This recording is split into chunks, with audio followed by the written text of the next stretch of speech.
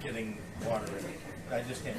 I don't know why, but so I have to force myself and even like flavor the water, to get enough of it in. But I know I'm supposed to drink more than I do. So you have me beat. I don't know what it is, but Yeah, I don't know. I was just messing with you. I think you have me beat. I like water. Like, I will drink water. Yeah. I will be a fish, and I can tell when I'm dehydrated because it's not fun. But I've at least converted from like Diet Coke to stuff that isn't carbonated, yeah, sort of brown. exactly.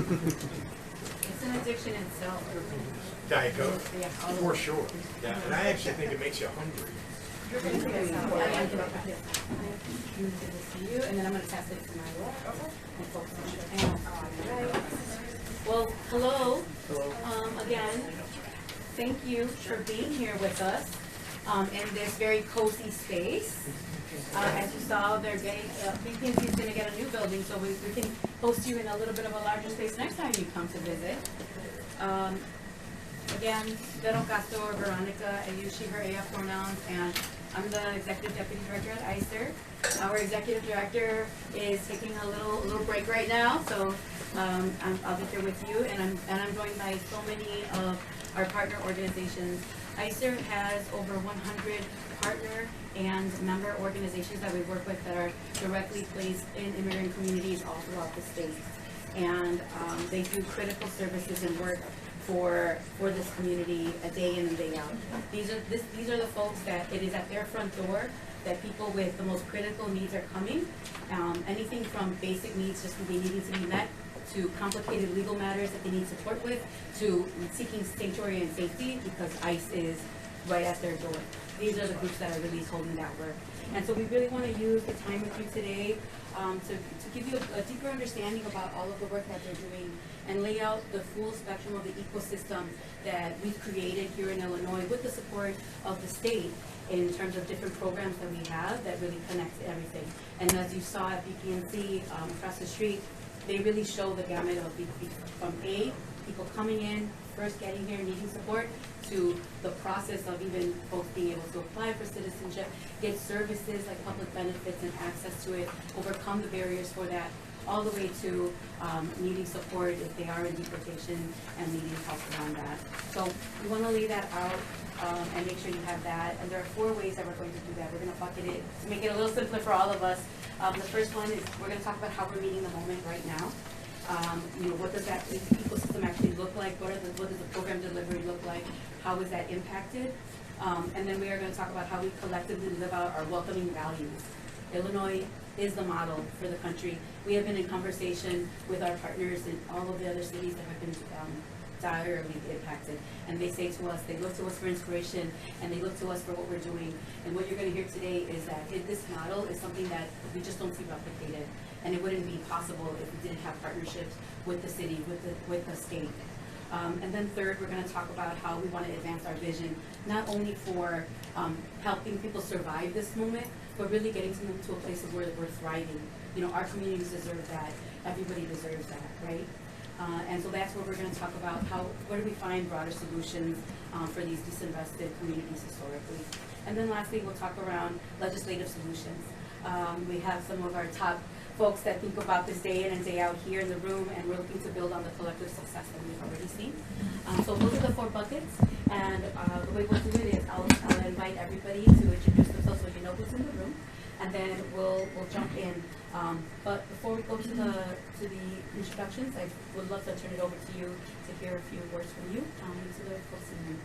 Well, I had a chance to say this to folks at BPNC across the street, but I'll just summarize to you what I said to them, which is, first, thank you to everyone that's here, everyone that's engaged in this endeavor. This is, I know, on a daily basis before January, this was hard work. Now it is vital, heroic, and is literally saving people from being disappeared. And I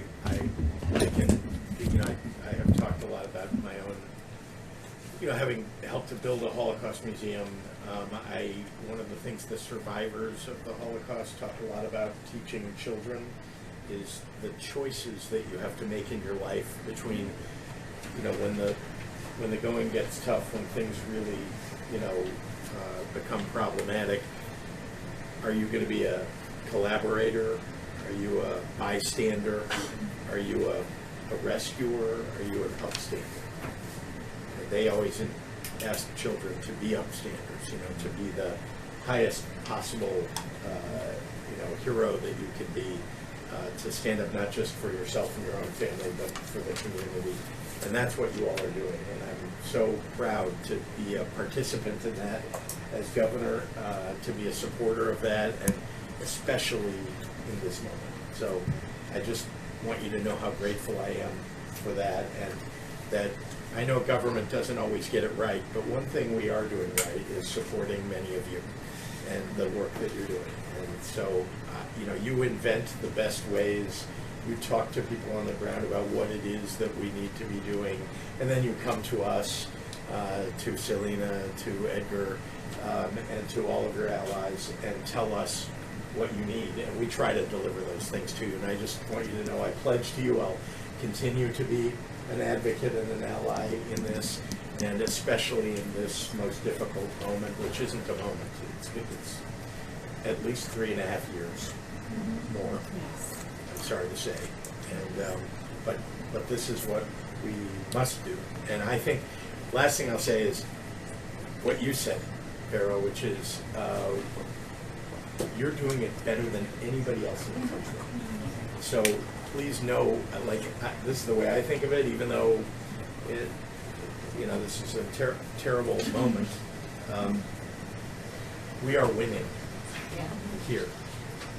We are, even if there are still people who are being taken and still there are attacks in our communities. The reason that Tom Homan, the reason that Donald Trump, the reason that so many people, you know, are upset and want to attack Chicago is because we're winning. And so, and it's, again, a credit to you that you do this work. We try to help, but it is you on the ground who make it happen. So thank you. Thank you for Yeah, that. appreciate it. At this time, we'll have members of our press go ahead and step out. Thank you. And I did miss